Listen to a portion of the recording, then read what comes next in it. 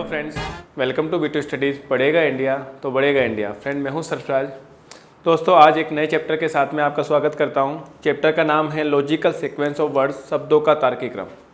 बहुत ही important topic है। Important topic किस तरीके से इंपॉर्टेंट टॉपिक, देखो दोस्तों, है छोटा सा टॉपिक छोटा सा है, लेकिन क्वेश्चन हर एग्जाम में अपने बाद में क्वेश्चन आता है। तो एक क्वेश्चन का कॉम्बिनेशन आपके एग्जाम में यहाँ से पूछा जाता है। एक क्वेश्चन आता ही आता है। अब होता क्या है, लॉजिकल सीक्वेंस ऑफ वर्ड, शब्दों का तार्किक क्रम का मतलब क्या होता है? इसमें आपको 4 या 5 शब्द आपको दे रखे होंगे। 4 या 5 शब्द दिए जाएंगे और शब्द कुछ भी हो सकते हैं। अब ये शब्द जो भी आपके पास में दे रखे, इनको या तो आरोही क्रम में व्यवस्थित करना है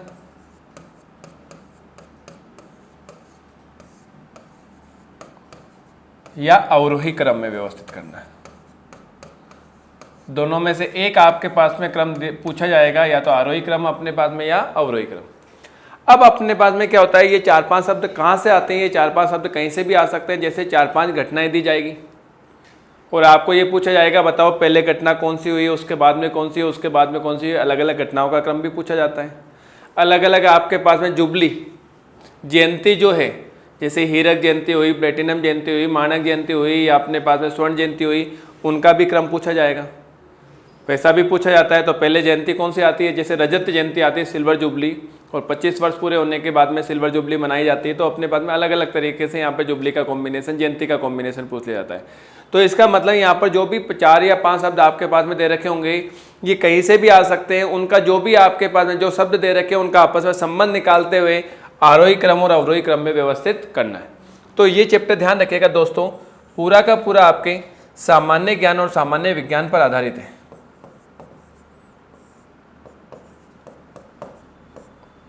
और सामान्य विज्ञान, जीके और जीएस इस पर आधारित है, क्योंकि शब्द तो कहीं से भी आ सकते हैं। अगर घटनाएं दे रखी है, जैसे युद्ध की घटना दे दी अपने पास में, तो इतिहास में, हिस्ट्री में से आ गया।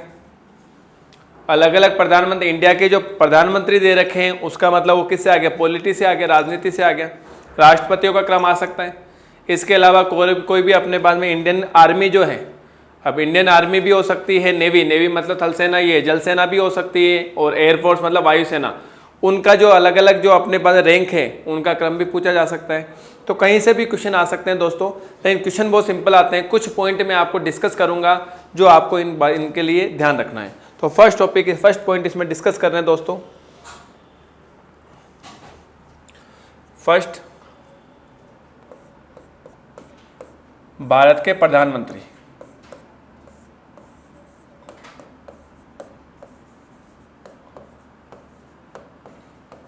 सबसे पहले कौन से प्रधानमंत्री हुए, उसके बाद में कौन से हुए। ये प्रधानमंत्रियों के नाम अपन को कैसे याद रखना है दोस्तों, इसको भी एक शॉर्ट ट्रिक से अपन याद रखेंगे। अब शॉर्ट ट्रिक किस तरीके से, उसको समझे, सबसे पहले अपन समझते हैं। देखो अपने पास में क्या होता है कि भारत का प्रधानमंत्री याद करने का एक श्लोक होता है। श्लोक कैसे? जैसे रामायण के टाइम में संकट मोचक हनुमान जी ने जो लंका को किस तरीके से जलाया था, उसको एक श्लोक में पिरोया गया है। श्लोक कैसे है, देखो मैं आपको समझाता हूँ, श्लोक का मीनिंग भी समझाता हूँ, और उससे कैसे भारत के प्रधानमंत्री याद किए जाते हैं। उस श्लोक है इस तरीके से, जलाई मतलब लंका को जब जलाई, तो यहाँ पर क्या आएगा? जलाई। अब किसने जलाई? मोच का मतलब हो गया संकट मोचक हनुमान जी ने जलाई, मोच। उसके बाद में किस तरीके से जलाई, ये पहले कौन सा कमरा जलाया, उसके बाद में कौन सा कमरा जलाया, उसको संस्कृत में ही लिखा गया है। उसको इस तरीके से, इराविच राव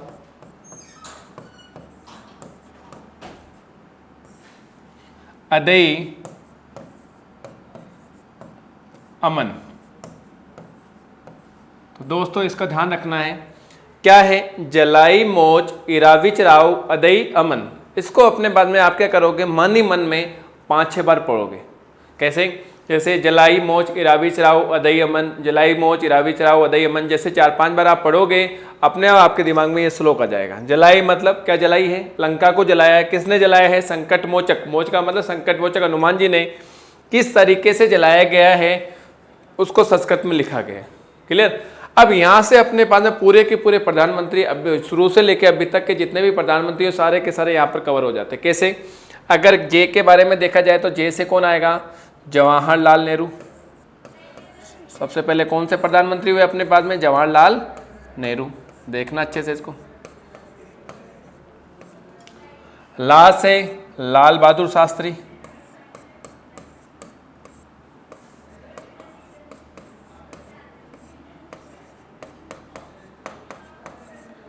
ई से इंदिरा गांधी।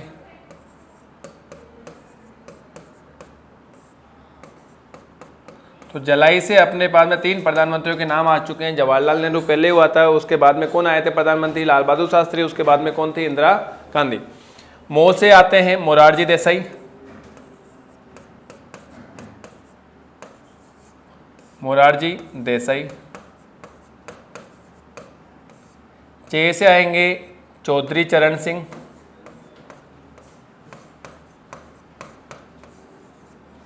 तो मो से भी 2 प्रधानमंत्री आ गए, मोरारजी देसाई और चरण सिंह।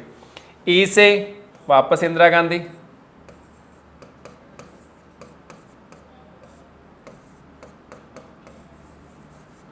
इस रा से राजीव गांधी।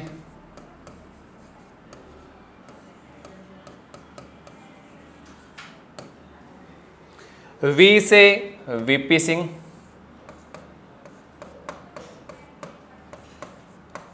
विश्वनाथ प्रताप सिंह।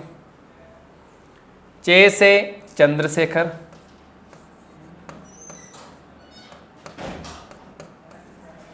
और उसके बाद में राव है, पूरा राव लेना है। पूरा राव में क्या कौन आ जाएगा? पीवी नरसिम्हा राव। पीवी नरसिम्हा राव। तो इराविच राव में भी अपने पास में कौन कौन से प्रधानमंत्री आ गए? इंदिरा गांधी आ गई, राजीव गांधी आ गई, वी से वीपी सिंह आ गया, चे से कौन आ गया? चंद्रशेखर आ गया, और राव से कौन आ गया? पीवी नरसिम्हा राव। उसके बाद में ए से अटल बिहारी वाजपेयी।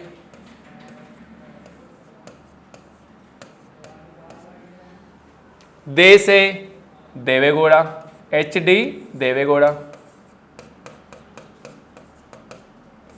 ई से इंद्र कुमार गुजराल।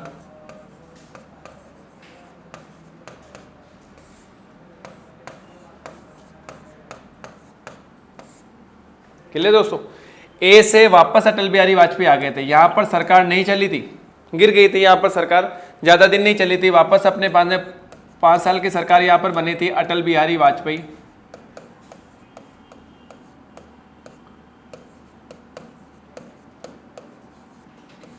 में से मनमोहन सिंह।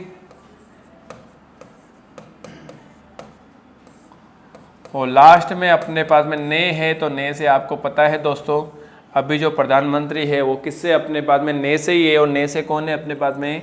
नरेंद्र मोदी। तो ये दोस्तों अपने पास में प्रधानमंत्रियों के नाम अपन को इसी तरीके से याद रखने हैं। अब क्वेश्चन में क्या होगा, ये जो प्रधानमंत्री अलग अलग अपन ने याद किए श्लोक से, 4 या 5 प्रधानमंत्री के नाम दे रखे होंगे, उसको अपने पास में पुराने से लेके नए तक या नए से लेके पुराने तक कैसे भी अपने पास में या तो आरोही क्रम में व्यवस्थित करना होगा या अवरोही क्रम में, दोनों में से एक ही क्रम आपको पता करना है। ठीक है, तो ये हो गए अपने पास में भारत के प्रधानमंत्री, जलाई, मोच, इराविच राव, उदय, अमन। इसी तरीके से भारत के राष्ट्रपति याद करते हैं, देखिएगा। सेकंड,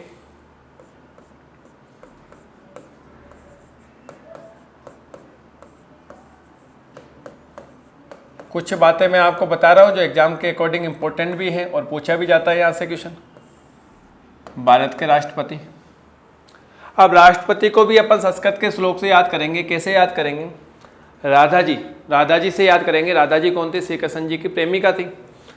तो ये क्या होता था अपने पास में, श्री कृष्ण जी क्या होता है, गोपियों में गिरे रहते थे, उस वजह से राधा जी को टाइम नहीं देते थे।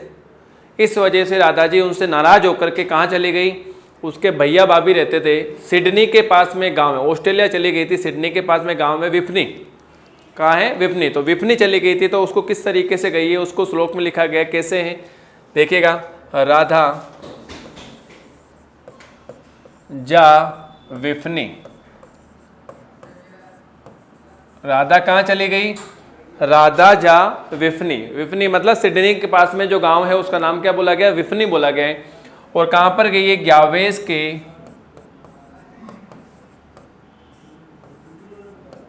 कपल के पास।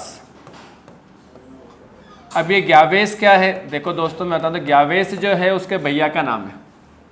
राधा जी के भैया का नाम क्या है? ग्यावेश है। तो ग्यावेश का कपल मतलब उसके भैया बाप भी जहाँ रहते तो उसको क्या बोला गया अपने पास में? ग्यावेश का कपल, उसके पास चलेगी। राधा जा विपनी ग्यावेश के कपल के पास। तो इस लाइन से अपने पास में भारत के राष्ट्रपति भी अपन याद कर सकते हैं। कैसे? सबसे पहले रा से आएगा डॉक्टर राजेंद्र प्रसाद,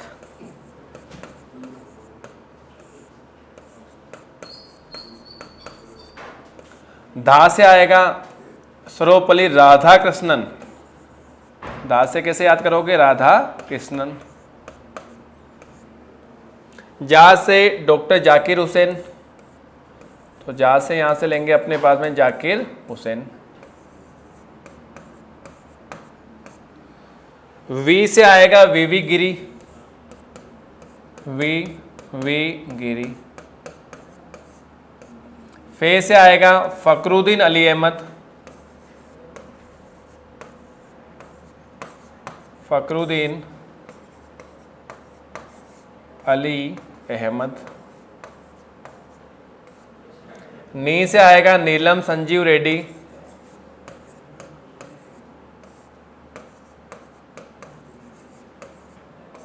नीलम संजीव रेड्डी। ठीक है दोस्तों।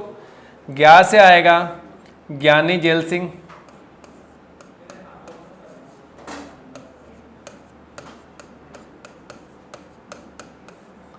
वे से आएगा वेंकट रमन,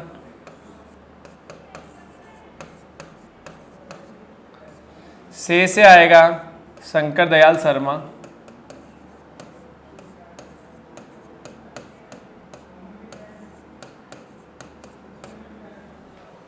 लास्ट में उसके बाद में क्या आया? के से आएगा के आर नारायणन,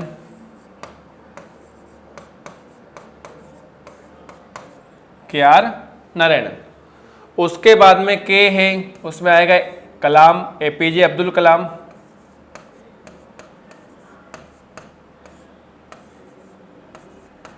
एपीजे अब्दुल कलाम। उसके बाद में ये जो पल दे रखा है वो उस पूरे पल से आएगा प्रतिभा पाटिल,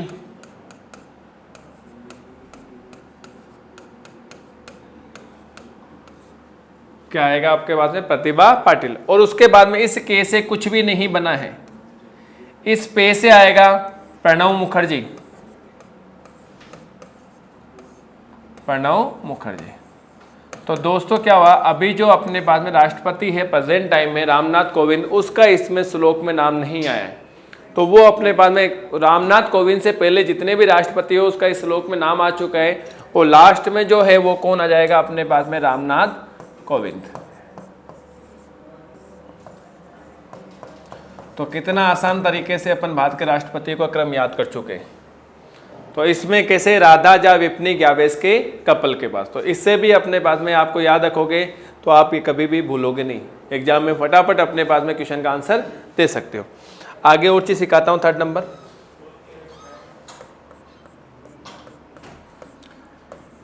युगों के नाम।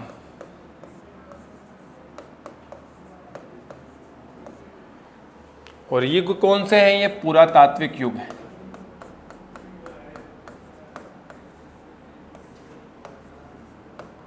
देखो दोस्तों, ये जो युगों के नाम हैं ये एग्जाम में कई बार पूछे गए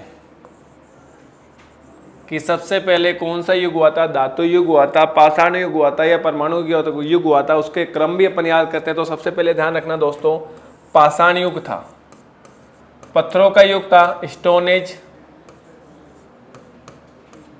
उसके बाद में धातु युग आया, धातु का आविष्कार हुआ तो धातु युग। फिर 2 या 2 से अधिक धातुओं का मिक्सर किया गया, उसका मिश्रण किया गया तो उससे आया मिश्र धातु युग। मिश्र धातु युग। और उसके बाद में जो अभी जो युग चल रहा है वो क्या है? परमाणु युग है। एटम बम वगैरह बन रहे अपने पास में, परमाणु युग बोलो चाहे अणु युग बोलो, एक ही बात है। तो युगों के नाम आपको इसी क्रम में याद रखने। सबसे पहले पाषाण युग, उसके बाद में धातु युग, उसके बाद में मिश्र धातु युग, उसके बाद में क्या है? परमाणु युग या अणु युग। इसी युगों में दोस्तों एक अपने पास में युग और भी आते हैं, वो अपने पास में कालांतर के अकॉर्डिंग युग आते हैं अपने पास में। वो भी युग देखते हैं कौन कौन से हैं। सबसे पहले सतयुग,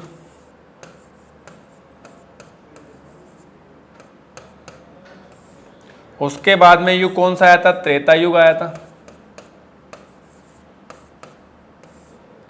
उसके बाद में द्वापर युग था, और अभी जो युग चल रहा है वो क्या है? कलयुग है। तो ये अपने पास में कालांतर के अकॉर्डिंग अलग अलग काल में अलग अलग युग हुए हैं, उसका भी आपको याद रखना है। ये क्या है? पुरातात्विक युग है। जैसे जैसे आविष्कार हुआ उसके अकॉर्डिंग युगों का यहाँ पर अलग अलग क्रम बने हैं। सबसे पहले पाषाण युग था, उसके बाद में धातु युग था, उसके बाद में मिश्र धातु युग आया, उसके बाद में क्या अभी क्या चल रहा है? परमाणु युग चल रहा है। और ये अपने पास में अलग अलग काल के अकॉर्डिंग सतयुग, त्रेता युग, द्वापर युग और कलयुग। अभी कौन सा युग चल रहा है? कलयुग चल रहा है। तो ये अपने पास में युगों के नाम भी आपको ध्यान रखने। आगे देखते हैं दोस्तों, 4th नंबर। दोस्तों आगे जो मैं बता रहा हूं, नोबेल प्राइज विनर, भारतीय नोबेल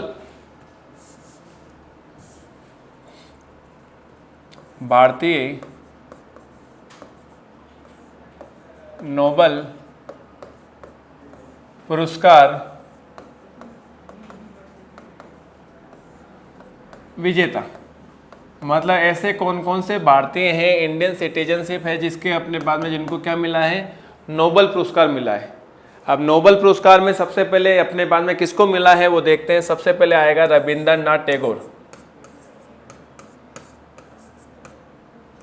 रविंद्रनाथ टैगोर को दोस्तों ध्यान रखना है, इनको साहित्य का मिला है। इनका साहित्य कौन सा था? गीतांजलि था। उसके बाद में सीवी रमन, इनको रमन प्रभाव से मिला है, फिजिक्स का मिला है। तीसरा नंबर मदर टेरेसा को जो नोबेल पुरस्कार मिला है वो किसका मिला है? शांति का मिला है। उसके बाद में अमर्त्य सेन,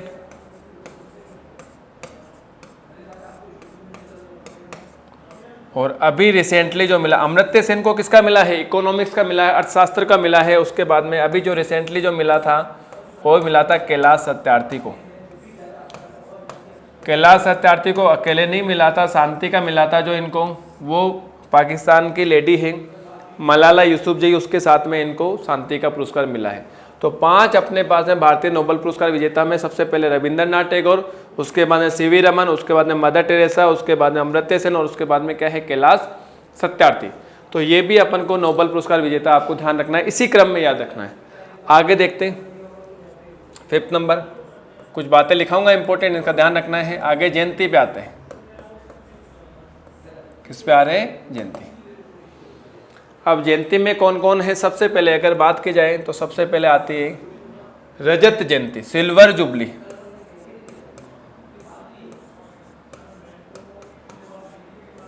इंग्लिश में बोला जाता है इसको सिल्वर जुबली।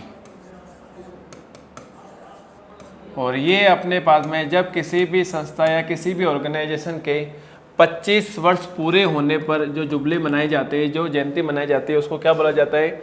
रजत जयंती बोला जाता है। उसके बाद में आता है माणक जयंती। पूरा क्रम लिखा रहा हूं मैं आपको। Ruby jubilee. माणक जयंती जो होता है वो किसी भी संस्था या ऑर्गेनाइजेशन के 40 वर्ष पूरे होने पर जो जयंती मनाई जाती है वो क्या मनाई जाती है? रूबी जुबली या माणक जयंती। उसके बाद में स्वर्ण जयंती,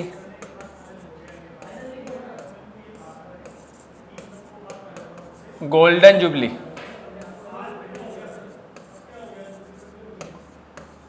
और जो स्वर्ण जयंती जो मनाई जाती है वो किसी भी संस्था के 50 वर्ष पूरे होने पर कौन सी जयंती मनाई जाती है?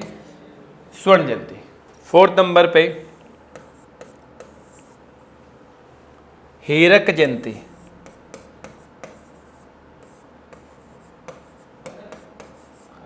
डायमंड जुबली,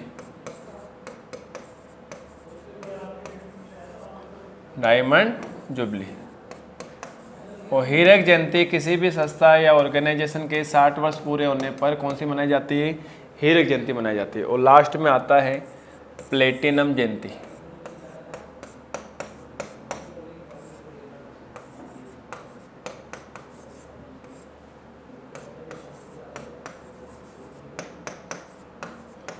और जो प्लेटिनम जो जुबली होती है वो किसी भी संस्था के 70 वर्ष पूरे होने पर कौन सी जुबली मनाई जाती है? Platinum jubilee. तो ये टोटल अपने पास में दोस्तों अपन ने देखा है अलग अलग जयंतियों का जो क्रम देखा है। सबसे पहले क्या आ गया? रजत जयंती आएगा, उसके बाद में मानक जयंती आएगा, उसके बाद स्वर्ण जयंती, उसके बाद हीरक जयंती और उसके बाद में क्या है? प्लेटिनम जयंती। क्या जाएगा अपने पास में? प्लेटिनम जयंती। अगर इन दोनों के बीच में भी अगर मैं बात कर रहा हूँ, अगर कई जने ऐसे मनाते हैं अपने पास में, जैसे उसको बोलते हैं नीलम जयंती, सफ़ायर जुबली। तो यहाँ पर अगर दोनों के बीच में अगर मैं बात करूँ तो इसका भी ध्यान रख लेना, नीलम जयंती, सफ़ायर।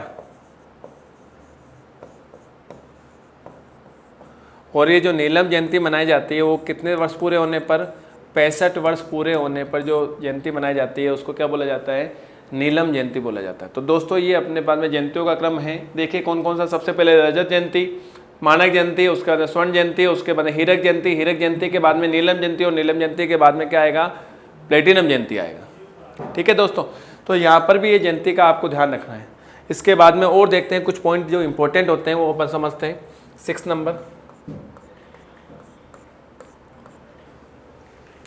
इंडियन आर्मी, भारतीय सेना की रैंक देखते हैं।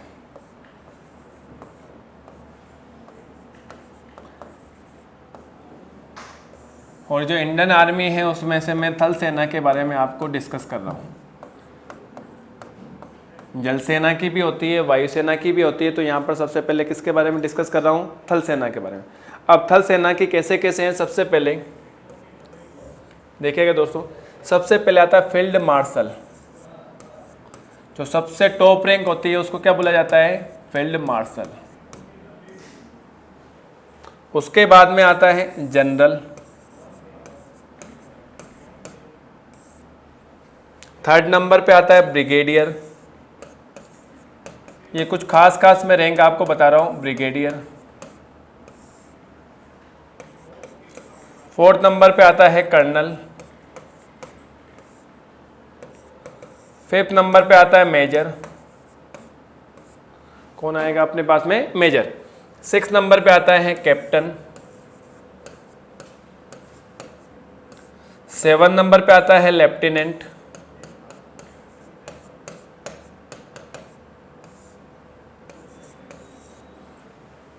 उसके बाद में आता है सूबेदार। 9 नंबर पे आता है हवलदार। और लास्ट में जो रैंक आती है वो किसकी आती है? सिपाही की आती है। सिपाही एक तरीके से कोई रैंक नहीं है, लेकिन सबसे नीचे की जो पोस्ट होती है वो क्या होती है? अपने सिपाही होती है। तो 10 पोस्ट मैंने भारतीय थल सेना के बारे में, जो सेना की जो रैंक है, सबसे पहले फील्ड मार्शल, उसके बाद में जनरल, उसके बाद में ब्रिगेडियर, उसके बाद में कर्नल, उसके बाद में मेजर, उसके बाद में कैप्टन, उसके बाद में लेफ्टिनेंट, उसके बाद में सूबेदार, उस सूबेदार के बाद में हवलदार और हवलदार के बाद में क्या है? सिपाही है। तो ये थल सेना के बारे में अपन ने डिस्कस किया है कि कौन कौन सी रैंक किस किस के अकॉर्डिंग है। उसके बाद में डिस्कस करते हैं दोस्तों, ये तो है अपने पास थल सेना के बारे में। अब मैं आपको वायु सेना और जल सेना के बारे में भी डिस्कस करूंगा। देखते हैं आगे।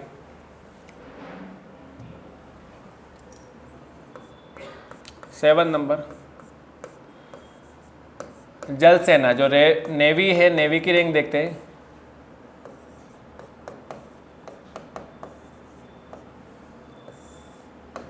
तो दोस्तों ध्यान रखना, अपने पास में जल सेना के लिए जो रैंक है, सबसे पहले क्या आएगा? अपने पास में एडमिरल आता है। इसमें क्या आता है? एडमिरल।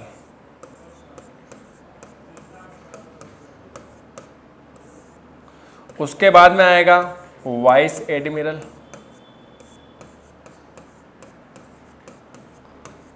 मतलब दोस्तों सबसे पहले जो टॉप पोस्ट होती है वो कौन सी होती है? एडमिरल होती है। उसके बाद में क्या आएगा? Vice admiral. उसके बाद में रियर एडमिरल।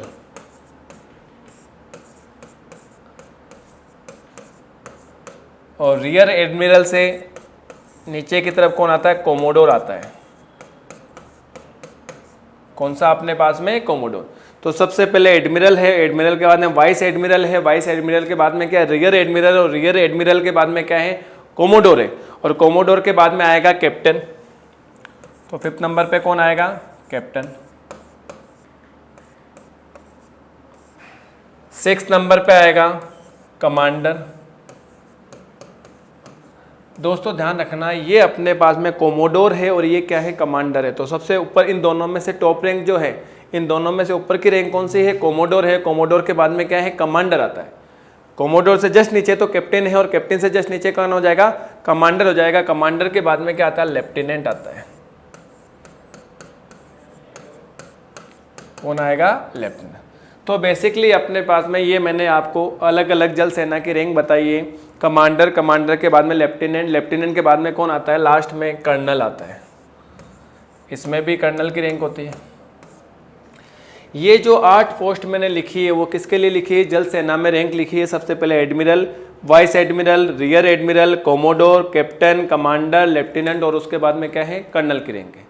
तो ये अपने पास में जल सेना की रैंक। इसी को अपने पास में अगर वायुसेना के अकॉर्डिंग याद करते हैं तो वो देखो कैसे दोस्तों, इसको दिमाग में रखना है। एयरफोर्स में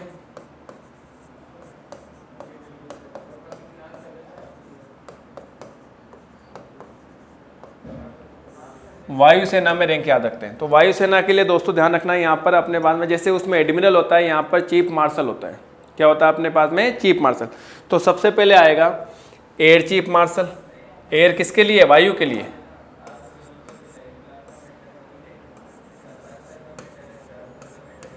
एयर चीफ मार्शल।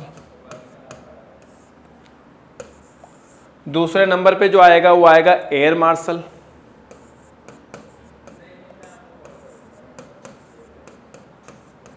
तीसरे नंबर पे आएगा, अब एयर किसके लिए आ रहा है दोस्तों? वायु के लिए आ रहा है।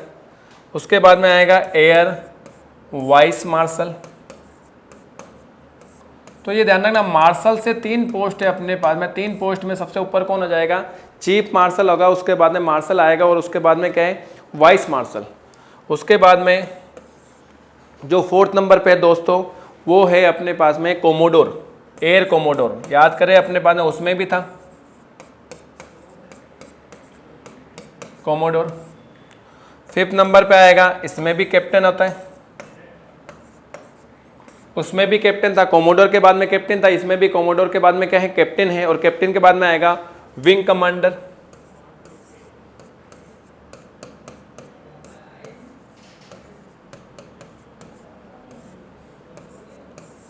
उसमें नॉर्मल तरीके से कमांडर था और इसमें क्या अपने पास है? विंग कमांडर है। विंग कमांडर के बाद में आएगा स्क्वाड्रन लीडर। Squadron leader. तो दोस्तों ध्यान रखना, स्क्वाड्रन लीडर को कैसे याद करोगे? याद करो फिल्म वीर ज़ारा। वीर ज़ारा में जो शाहरुख खान था वो कौन था अपने पास में? स्क्वाड्रन लीडर था। क्या था अपने पास में? Squadron leader. और स्क्वाड्रन लीडर के बाद में आएगा फ्लाइट लेफ्टिनेंट। Flight lieutenant. और लास्ट में जो आता है वो होता है फ्लाइंग ऑफिसर। कौन आएगा? Flying officer. तो दोस्तों ये जो चीज़ें मैंने आपको लिखाई इसका थोड़ा सा आपको ध्यान रखना है। सबसे पहले एयर चीफ मार्शल हो गया। मार्शल से 3 याद रखोगे, चीफ मार्शल, उसके बाद में मार्शल और उसके बाद में क्या आएगा? वाइस मार्शल आएगा। और सबके आगे क्या लगाओगे? एयर। एयर किसको बता रहा है? वायु को। उसके बाद में एयर कोमोडोर आएगा। एयर कोमोडोर का कैप्टन है। कैप्टन के बाद में विंग कमांडर है। विंग कमांडर के बाद में स्क्वाड्रन लीडर है। उसके अंदर फ्लाइट लेफ्टिनेंट है। और लास्ट में कौन है अपने पास में? Flying officer. तो ये रैंक दोस्तों आपको याद रखनी है। तो मैंने आपको 8 पॉइंट जो लिखाए हैं उसको आपको ध्यान रखना है। अब इसी रैंक से जो मैंने आपको पॉइंट लिखाए उसी से अपने पास में देखते हैं कैसे कैसे क्वेश्चन बनते हैं, उसको भी समझते हैं। तो फर्स्ट नंबर क्वेश्चन आपके सामने दोस्तों। तो दोस्तों देखो फर्स्ट नंबर क्वेश्चन आपके सामने है। क्या है? निम्नलिखित को एक सार्थक अनुक्रम में व्यवस्थित करें। फर्स्ट दे रखा परामर्श, सेकंड नंबर पे रोग, तीसरे नंबर पे चिकित्सक, 4th नंबर पे इलाज और 5th नंबर पे क्या है? आरोग्य प्राप्ति। अगर ये आपके पास में अलग अलग शब्द दे रखे हैं तो सबसे पहले इसमें आपस में कनेक्शन देखो कि किस तरीके से रिलेटेड है, आपस में किस तरीके से संबंधित है। तो सबसे पहले दोस्तों यहाँ पे जो भी दे रखा है उसमें सबसे पहले अगर किसी भी व्यक्ति को सबसे पहले क्या रोग होता है? सबसे पहले क्या होगा? रोग। जैसे ही अपने पास में उसको रोग होगा तो सबसे पहले अपने पास में क्या आएगा? रोग का कॉम्बिनेशन आएगा। जैसे ही रोग होता है तो रोग के बाद में किसके पास में जाएगा? डॉक्टर के पास में जाएगा, चिकित्सक के पास में जाएगा। तो सेकंड के बाद में क्या आएगा? थर्ड आएगा। चिकित्सक से क्या लेगा अपने पास में, परामर्श लेगा। परामर्श का मतलब सबसे पहले क्या आएगा, उसके बाद में क्या आएगा, फर्स्ट नंबर। परामर्श के बाद में उसको इलाज मिलेगा, इलाज का मतलब उसका फोर्थ नंबर। और लास्ट में उसको आरोग्य प्राप्ति हो जाएगी, आरोग्य प्राप्ति का मतलब स्वस्थ हो जाएगा। आरोग्य प्राप्ति का मतलब क्या हो जाएगा, स्वस्थ। तो अपने पास में जो क्रम बना है वो 2, 3, 1, 4 और 5। या तो आपके पास में ऑप्शन में ये क्रम दे रखा होगा या इसका विपरीत क्रम दे रखा होगा। अब दोनों में से जो भी ऑप्शन में आंसर मिल रहा है वो आंसर चाहेगा अपने पास में। तो यहाँ पर देख रहे हो अपने पास में 2, 3, 1, 4, 5 इसी में दिखाई दे रहा है, 2, 3, 1, 4 और 5। तो आंसर क्या जाएगा अपने पास में, फर्स्ट नंबर। क्लियर दोस्तों। अगला क्वेश्चन देखो, निम्नलिखित को तार्किक क्रम में व्यवस्थित करें। क्वेश्चन वो का वही है, जन्म, मृत्यु, अंतिम संस्कार, विवाह और शिक्षा। तो ये जो आपके पास में अलग अलग जो शब्द दे रखे हैं, अलग अलग घटनाएं दे रखी है, वो आपस में संबंधित कैसे हैं। अब देखते हैं सबसे पहले कौन सी घटना से अपने पास में होती है। तो सबसे पहले अपन को पता होता है क्या, जन्म होता है। क्या होता है अपने पास में, जन्म। तो सबसे पहले क्या आएगा, फर्स्ट नंबर। अब जन्म के बाद में क्या होगी, शिक्षा होती है। जन्म के बाद में क्या होगी, शिक्षा। किसी भी व्यक्ति की शिक्षा होती है। शिक्षा होने के बाद में उसका विवाह होगा, फोर्थ नंबर। विवाह होने के बाद में उसकी क्या होती है, मृत्यु होती है। और मृत्यु के बाद में क्या किया जाएगा, अंतिम संस्कार। अंतिम संस्कार का नंबर कौन सा है, थर्ड नंबर। तो अपने पास में जो क्रम आया वो 1, 5, 4, 2 और 3। और 1, 5, 4, 2 और 3 के लिए कौन सा ऑप्शन है, देखो ऑप्शन है अपने पास में सेकंड नंबर। तो आंसर क्या जाएगा अपने पास में, सेकंड नंबर। सिंपल से क्वेश्चन आते हैं। अगला क्वेश्चन देखो, क्वेश्चन वो का वही है, परिवार दे रखा है, समुदाय है, सदस्य है, इलाका है और क्या दे रखा है, देश दे रखा है। क्या दे रखा है अपने पास में, देश। तो सबसे पहले मुझे बताओ, इसमें छोटे से अगर बड़े की तरफ चलते हैं तो सबसे छोटा जो होता है वो कौन है अपने पास, सदस्य है। तो सदस्य का मतलब तीसरा नंबर पहले। सदस्य के बाद में क्या आएगा, सदस्य किसका भाग होता है, परिवार का भाग होता है। तो परिवार आ गया। अब परिवार जो है वो किसका भाग होगा, समुदाय का होगा, ये सेकंड नंबर। समुदाय जो है, समुदाय किसका होता है, इलाके का होता है। किसका भाग होगा, इलाके का। तो फोर्थ नंबर। और इलाका जो है वो किसका भाग होगा, देश का भाग होगा। तो ये अपने बाद में क्या जाएगा, फिफ्थ नंबर। तो 3, 1, 2, 4 और 5 के लिए कौन सा ऑप्शन से ये दिखाई दे रहा है। तो आंसर क्या जाएगा, फर्स्ट नंबर। 3, 1, 2, 4 और 5 अलग अलग भाग के अकॉर्डिंग भी आता है। अगला क्वेश्चन आपके पास में दे रखा है, ये दे रखा है, कंधा दे रखा है, कलाई है, कोहनी है, हथेली और उंगली है। तो इनमें से देखते हैं अपने पास ऊपर से नीचे की तरफ कौन कौन से भाग हैं, या नीचे से ऊपर की तरफ। तो मुझे बताओ सबसे पहले अपने पास दोस्तों, अगर यहाँ पर देखा जाए तो सबसे पहले यहाँ पर कौन है, सबसे ऊपर की तरफ देखा जाए तो सबसे ऊपर की तरफ कौन होता है, कंधा होता है। सबसे ऊपर की तरफ कौन आएगा, कंधा, शोल्डर, या फर्स्ट नंबर। जैसे मैं शोल्डर से नीचे की तरफ आऊंगा तो ये अपने पास में क्या होती है, कोहनी होती। तो ये थर्ड नंबर। कोहनी के बाद में क्या आएगा, कलाई आएगी। क्या आएगी, कलाई। और कलाई का कौन सा नंबर है, सेकंड। कलाई के बाद में कौन सा भाग होता है, हथेली आता है। तो हथेली में कौन सा जाएगा, फोर्थ। और हथेली के बाद में क्या आएगा, उंगली आएगा। और उंगली के लिए कौन सा जाएगा, 5 नंबर। तो आपके पास में अगर क्रम देखा जाए तो 1, 3, 2, 4, 5, तो ऐसा तो कोई ऑप्शन में नहीं। तो अब अपने पास में इस उल्टा क्रम भी दे रखा है। क्या उल्टा क्रम मतलब 5, 4, 2, 3, 1। तो अपने पास में दिखाई दे रहा है 5, 4, 2, 3, 1। मैंने बताया था या तो आरोही क्रम में या अवरोही क्रम में पूछा जाएगा। तो आंसर क्या जाएगा अपने पास में, फोर्थ नंबर। क्लियर दोस्तों, कितने आसान से क्वेश्चन बनते हैं। अगला क्वेश्चन देखते हैं, फिफ्थ नंबर। निम्नलिखित को एक सार्थक क्रम में व्यवस्थित करें। बंगला, फ्लैट, कुटीर, घर, महल और हवेली। तो ये भी अपने पास में क्या है, आकार के हिसाब से। तो सबसे जो छोटा आकार होता है वो किसका होता है, कुटीर का होता है, मतलब कुटिया होती है। क्या होती है अपने पास में, कुटिया। तो सबसे पहले क्या आएगा अपने पास में, थर्ड नंबर। उसके बाद में क्या आता है, कुटीर से जस्ट बड़ा क्या होता है, फ्लैट होता है। तो उसके बाद में क्या आएगा, सेकंड नंबर, फ्लैट। फ्लैट से जस्ट बड़ा क्या होता है, घर होता है। घर का नंबर कौन सा है, फोर्थ नंबर। घर से बड़ा क्या होगा, बंगला होगा। बंगले के लिए फर्स्ट नंबर। बंगले से बड़ा क्या होगा, हवेली होगी। हवेली 6 नंबर। और हवेली से भी बड़ा क्या होता है, महल होता है। और महल का नंबर कौन सा जाएगा, 5th नंबर। तो ये क्रम दोस्तों आपके पास में है। ऐसा कौन सा ऑप्शन में है, तो थर्ड नंबर में दिखाई दे रहा है। देखो 3, 2, 4, 1, 6 और 5। तो आंसर क्या जाएगा अपने पास में, थर्ड नंबर। क्लियर दोस्तों। अगला क्वेश्चन देखते हैं, वही है सोना, लोहा, रेत, प्लेटिनम, हीरा। ये मुझे बताओ दोस्तों, ये जो संबंध आपके पास में दे रखा है ये मूल्यों के अकॉर्डिंग है, इनकी प्राइस ऐसे ही संबंधित है अपने पास में। और ये प्राइस कैसे है, सबसे सस्ता जो सबसे कम अपने पास में प्राइस का होता है वो एक तरीके से क्या, रेत है। तो सबसे पहले क्या आएगा, थर्ड नंबर पे कौन आएगा, रेत। रेत के बाद में क्या आएगा अपने पास में, रेत से महंगा कौन होता है, लोहा होता है। सेकंड नंबर कौन आएगा, लोहा। लोहे से महंगा कौन है, सोना है। सोने से महंगा कौन है, यहाँ पर कौन है अपना, हीरा। और हीरे से भी महंगा कौन होता है, प्लेटिनम होता है। तो अपने पास में ये मूल्य के अकॉर्डिंग क्या आ गया, 3, 2, 1, 5, 4। ये किस में ऑप्शन में है, सेकंड नंबर में। देखो 3, 2, 1, 5, 4, तो आंसर क्या जाएगा अपने पास में, सेकंड नंबर। क्लियर दोस्तों।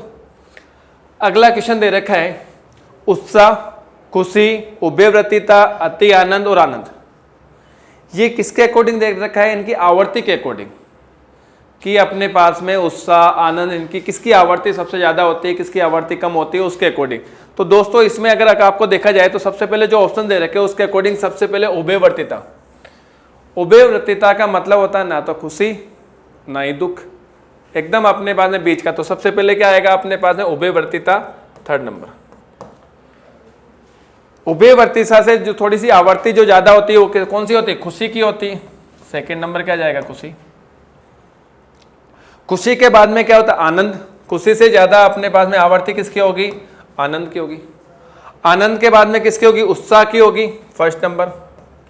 और उत्साह के बाद में अति आनंद, अति आनंद में कौन सा हो जाएगा, फोर्थ नंबर। तो आपके पास में जो क्रम बना है वो 3, 2, 5, 1 और 4, ये किसके अकॉर्डिंग है, आवर्ती के अकॉर्डिंग है। किसमें ज्यादा खुशी की अपने पास में आवर्ती होती है, तो अपने 3, 2, 5, 1, 4 ऐसा कौन सा ऑप्शन है, 3, 2, 5, 1, 4। तो आंसर क्या जाएगा अपने पास में, थर्ड नंबर। क्लियर है दोस्तों।